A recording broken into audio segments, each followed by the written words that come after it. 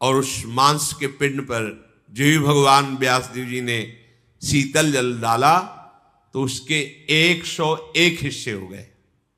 100 और 101 हिस्से हो गए। गांधारी को बड़ा आश्चर्य, बिना कुछ छेदन भेदन किए, और वो जैसे एक अंगुष्ठ प्रमाण ऐसे आकृति उसमें बालकों की सी झलकने लगी।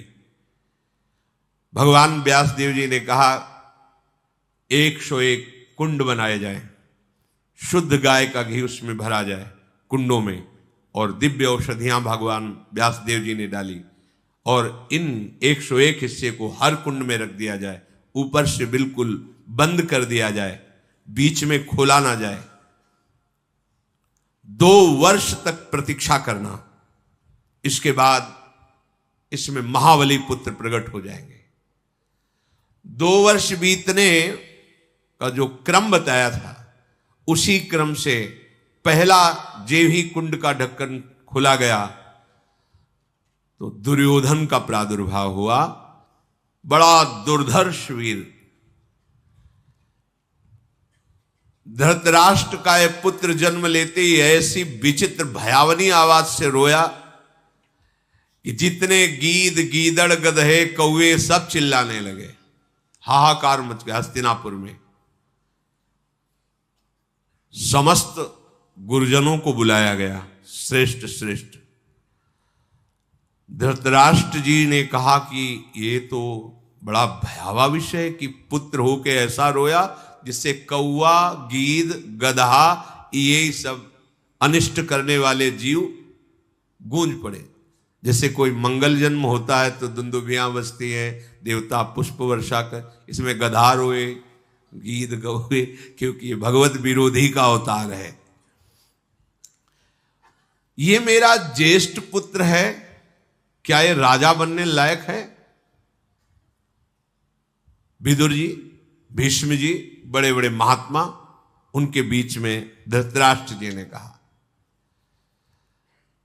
बड़े बड़े ब्रह्म ऋषियों ने विचार किया। फिर परम धर्मात्मा विदुर जी बोले, नरश्रेष्ठ,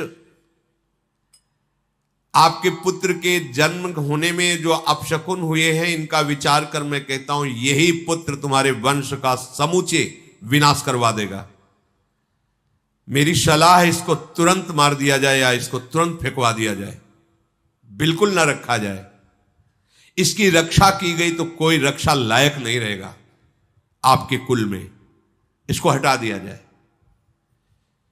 99 पुत्र आपके रहेंगे, बड़ा पुत्र आप इसको नष्ट करवा दीजिए। यदि शांति चाहते हो तो एक पुत्र का त्याग कर दो।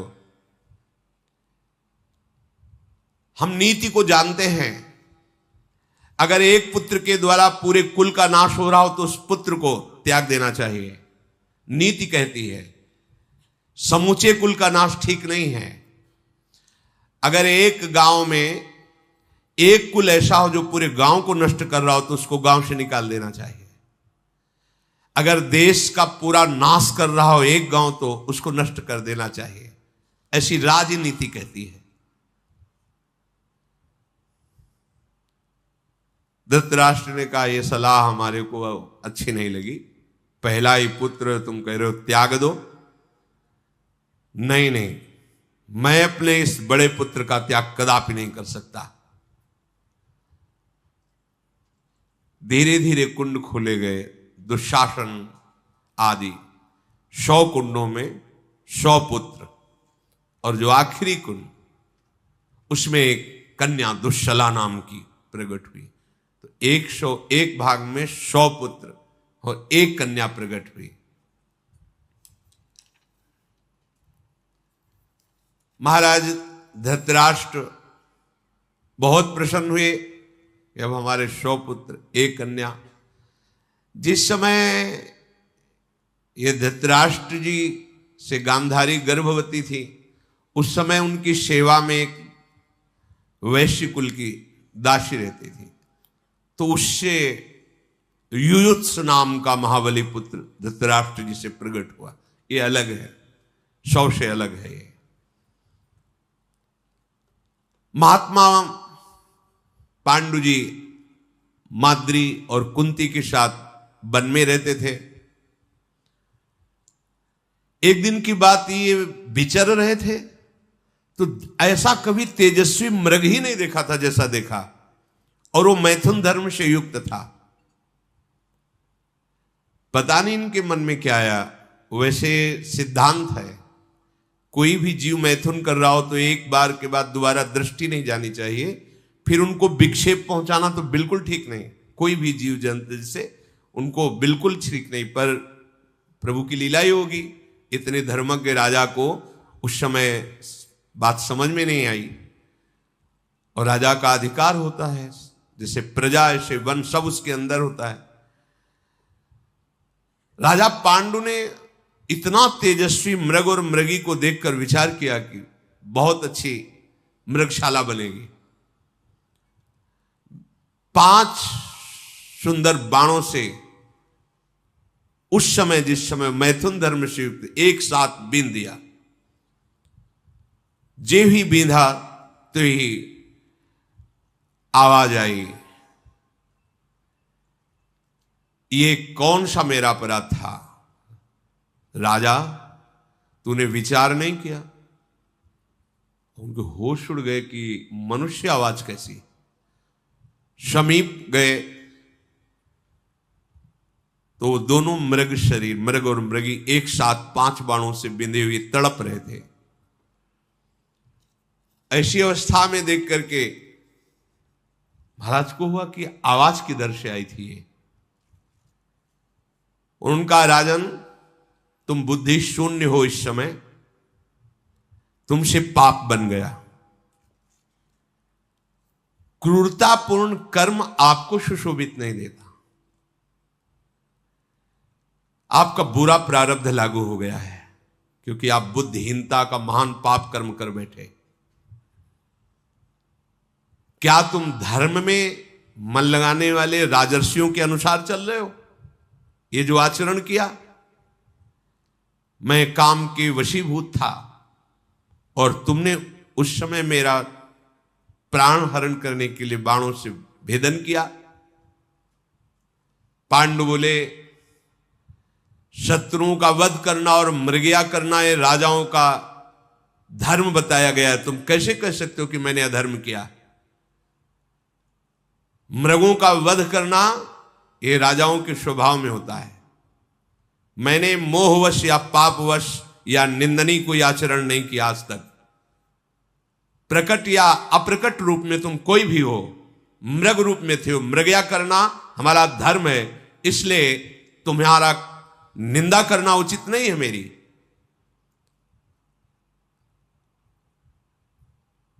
क्षत्रिय धर्म के अनुसार मृगों का वध करना प्रमाण सिद्ध शास्त्र अनुकूल वर्ताव है। जो मृग रूप में थे उन्होंने कहा, शत्रुओं पर आक्रमण करना तुम्हारा धर्म हो सकता है, पर मेरे द्वारा तुम्हारी क्या शत्रुता हुई? मैं अत्यंत कोमल मृग शरीर धारण किए हूं, मैंने तुम्हारा क्या बिगाड़ा था? और यदि तुम ऐसा करते हो, कहते हो कि मृगया करना तुम्हारा धर्म है, तो कुछ क्षण रुक जाते और मैथुन धर्म से मैं निवृत्त हो जाता। उस समय तुम बाण संधान करते तो धर्मयुक्त था। ये कौन सा धर्म है? पांडु बोले, शिकार के समय नहीं देखा जाता है कि वो किस स्थिति में है, इस स्थिति में आवे तब शिकार किया जाए। सावधान है कि असावधान है, कोई युद्ध नहीं है। युद्ध में कहा जाता है सावधान, लेकिन मृगया शिकार में नहीं कहा जाता। तुम व्यर्थ में मेरी निंदा मत करो। मृग से आ जाए, मैं अपने मारे जाने के कारण तुम्हारी निंदा नहीं कर रहा हूं।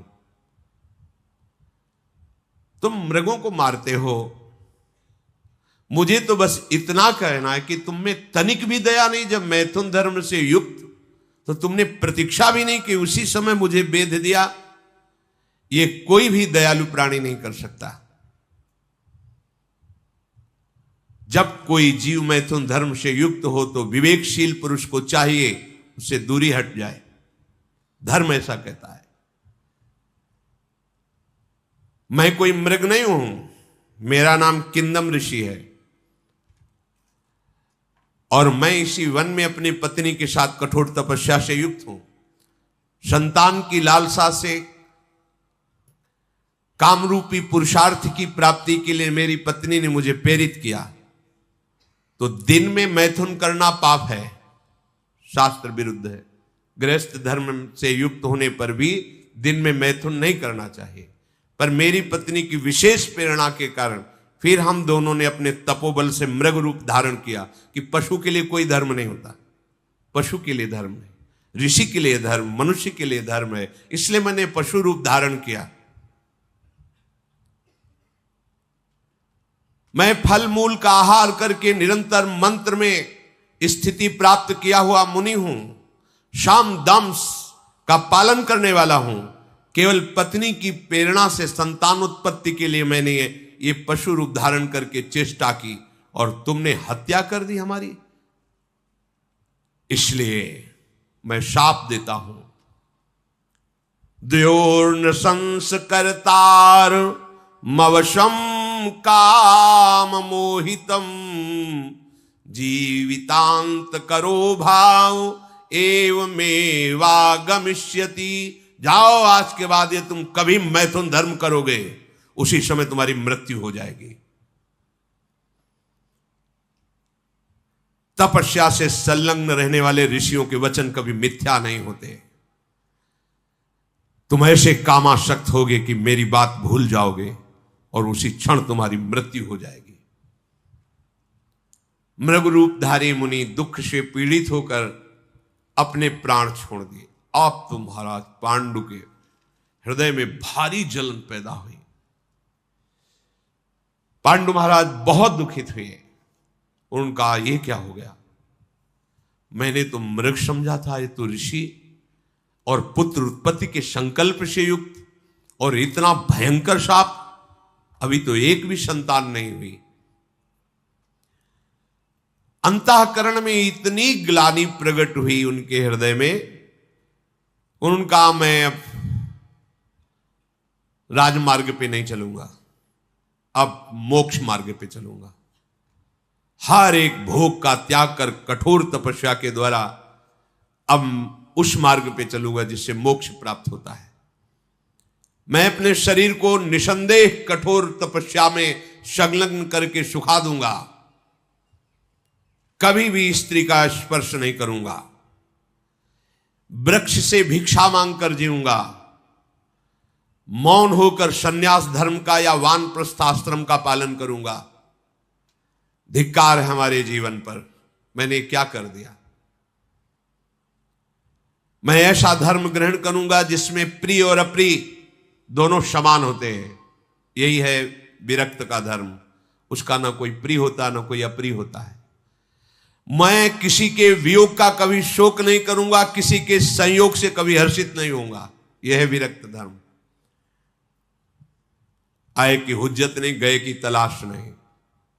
कोई हमारी निंदा करे स्तुति करे, दोनों में समान रहूंगा। ना किसी से आशीर्वाद लूंगा ना किसी को आशीर्वाद दूंगा, ना किसी से नमस्कार की इच्छा रखूंगा। सुख और दुख में समान भाव रहूंगा। कभी आज से किसी की हंसी नहीं उड़ाऊंगा, किसी को कठोर वचन नहीं बोलूंगा, किसी से क्रोध नहीं करूंगा और कभी किसी को दंड नहीं दूंगा। यह है वैराग्य मार्ग। मैं हर स्थिति में अपने हृदय को प्रसन्न रखूंगा। आज से मैं चराचर प्राणी को अभय प्रदान करता हूं।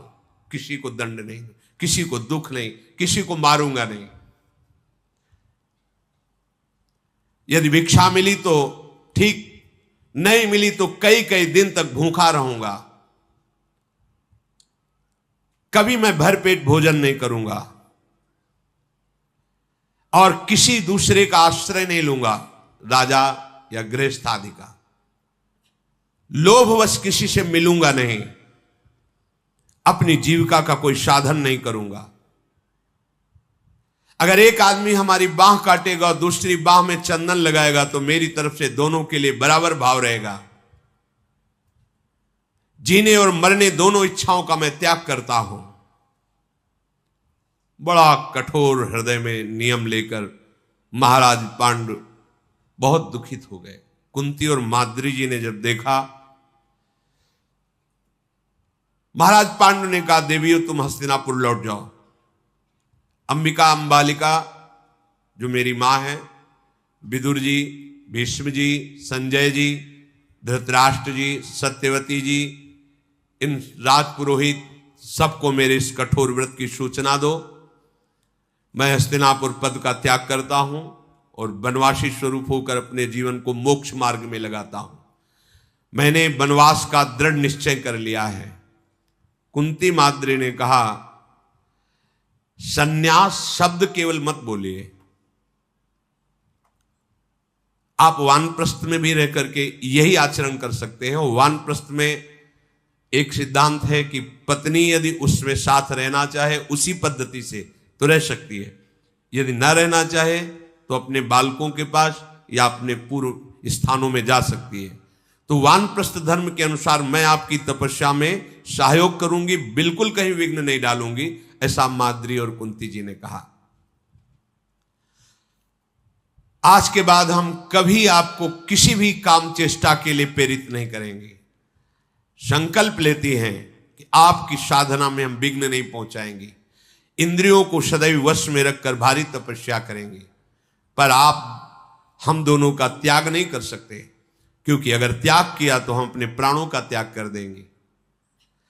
पांडु जी ने कहा, यदि तुम दोनों का यही धर्मयुक्त निश्चय है तो चलो, मैं सन्यास न लेकर वानप्रस्थ आश्रम में रहूंगा। और हमारे पिता भगवान वेद व्यास जी ने जैसी वानप्रस्थ की जीवनचर्या कही वैसा ही जीऊंगा। आज से मैं भोगियों के सुख और आहार और विश्राम का त्याग करता हूं। जैसे गृहस्थ जन रहते हैं, उस सुखों का त्याग कर और वल्कल वस्त्र धारण कर लिया और मूल और फल का आहार करने लगे। दोनों समय स्नान करना, यह हर उपासक को करना ही चाहिए, दोनों समय स्नान करना चाहिए। और बैठ करके उस संध्या के समय आराध्य देव का चिंतन, जो अपनी संध्या आरती श्री जी का दुलार प्यार, मृगचर्म पे बैठना, जटाएं धारण कर लेना, शरीर अत्यंत दुर्लभ, गर्मी, सर्दी, आंधी, वर्षा, इसके वेग को सीधे सहना, ऐसे महाराज पांडु तपस्या में युक्त हो गए। महाराज पांडु फल मूल का आहार करते हुए नागशत नामक पर्वत पर गए। कुछ दिन वहां तपस्या की, फिर चैत्ररथ, कालकूट, फिर हिमालय को लांघकर गंधमादन पर्वत, इंद्रद्युम्न सरोवर, इसके बाद हंसकूट, फिर सतसंग पर्वत पर रहने लगे। वहां एक दिन देखा कि बहुत से महात्मा जो बड़े ही तेजोमय हैं वो जा रहे थे। तो प्रश्न किया कि महाराज मैं आपके साथ चल सकता हूं सत्संग पर्वत से? तो उनका, हम लोग सुमेर पर्वत की चोटी पर भगवान ब्रह्मा जी पधारे, उनके दर्शन करने जा, 4 लाख योजन जो है। बोले हम भी चलेंगे। बोले वहां मनुष्य शरीर धारण करने वाला, हम सब दिव्य हैं, तुम्हारे को दर्शन देने के लिए प्रकट हुए, वस्तुतः तुम हमें देख नहीं सकते, हम वायु वेग से चलते हैं, वहां तुम्हारी गति नहीं है, वहां कोई शरीरधारी नहीं जा सकता, हम सब दिव्य महात्मा है। उनका, भगवान फिर हमारा जीना किस काम का, हमको तो ऐसा शाप मिल चुका है। तो उनका, नहीं नहीं, मैं तुम्हारे भाग्य को देख के कह रहा हूं, तुम्हारे जैसे पुत्र तो विश्व में किसी के नहीं होंगे। उनका, ऐसा कैसे हो सकता है? मुझे तो साफ है कि अगर मैं मैथुन धर्म से युक्त हुआ तो मृत्यु हो जाएगी। बोले नहीं, निश्चिंत रहो, एक नहीं 5 महारथी विश्व विजेता तुम्हारे पुत्र होंगे। और वो ऋषि अंतर्धान हो गए। महाराज पांडु ने विचार किया कि ऋषियों के वचन मिथ्या नहीं होते। कुंती जी से कहा कि ऐसा कैसे हो सकता है, ऋषि के वचन मिथ्या नहीं हो सकते और मैं संयोग कर नहीं सकता, और 5 महारथी पुत्र। एक उपाय मुझे सोचता है, शास्त्रीय पद्धति से तुम किसी ब्रह्म ऋषि का आवाहन करो और उससे संतान उत्पन्न करो, शास्त्र ऐसा आज्ञा करता है, जैसे सत्यवती जी ने भगवान व्यास जी से। तो उनका, भगवान यदि आप धैर्य रखकर मेरी बात सुने और समझें तो मैं आपसे प्रार्थना करूं। कुंती जी ने हाँ बोलिए। जब मेरी कुमार अवस्था थी तब मुझे अतिथि सत्कार साधु सेवा में लगाया गया था। महान कठोर व्रतधारी उग्र स्वभाव वाले भगवान दुर्वासा जी को मैंने प्रसन्न कर लिया था और मेरे संयम को देखकर, मेरी सेवा को देखकर भगवान दुर्वासा जी ने मुझे एक मंत्र दिया था प्रयोग विधि सहित। मैं जिस देवता को जब चाहूं, जहां चाहूं वैसे बुला सकती हूं, तो मुझे किसी ब्रह्म ऋषि की आवश्यकता नहीं है। यदि आपका आदेश हो और आप प्रसन्न हो तो संतानोत्पत्ति के लिए जिस देवता को कहो मैं उसे बुला दूं। पांडु जी ने जब ये बात सुनी तो बहुत प्रसन्न हो गए। महाराज यशस्वी पांडु जी ने कहा, तभी ऋषियों ने ऐसा वरदान दिया था। अब मुझे समझ में आ गया, आज मैं धन्य हो गया। कुंती, मेरे वंश में तुम्हारा महान अनुग्रह है, तुम मेरे कुल को धारण करने वाली हो। मैं उन महर्षियों को नमस्कार करता हूं जिन्होंने मुझे सूचना देकर जीवन दान दिया कि तुम्हारे 5 पुत्र होंगे। देखो, धर्म है ऐसा, पर कभी कोई अंगुली ना उठा सके, इसलिए पहले सीधे धर्मराज का आह्वान करो, क्योंकि धर्म का पूर्ण ज्ञान धर्मराज जी को है। कभी कोई ऐसा न कह सके कि अधर्म है, इसलिए पहले धर्मराज को बुलाओ, क्योंकि साक्षात धर्म है। धर्म से प्रथम पुत्र उत्पन्न होने वाला धर्मात्मा कहा जाएगा।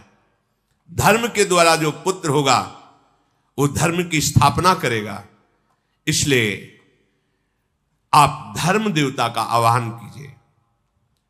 अपने पति पांडु के ऐसा आदेश पर तथास्तु कहकर प्राणों का संयम करके, अपने पति की परिक्रमा करके, पति को प्रणाम करके, उनसे आज्ञा लेकर, गांधारी जी को अभी 1 वर्ष जब गर्भधारण किए हुए था तब ये प्रकट हुए पहले युधिष्ठिर जी, पर गर्भधारण दुर्योधन जी पहले गर्भ में आए, क्योंकि 2 वर्ष बाद